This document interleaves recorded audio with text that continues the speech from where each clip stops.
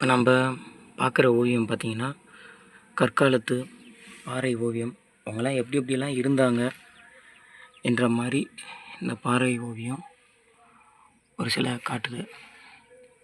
இந்த இடத்துல பார்த்தோம்னா இது ஒரு மாடா இல்லை என்னென்ற உருவத்தை காட்டுதுன்னு தெரியல.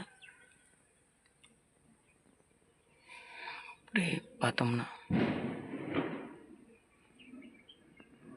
கற்காலத்து பாறை ஓவியம்.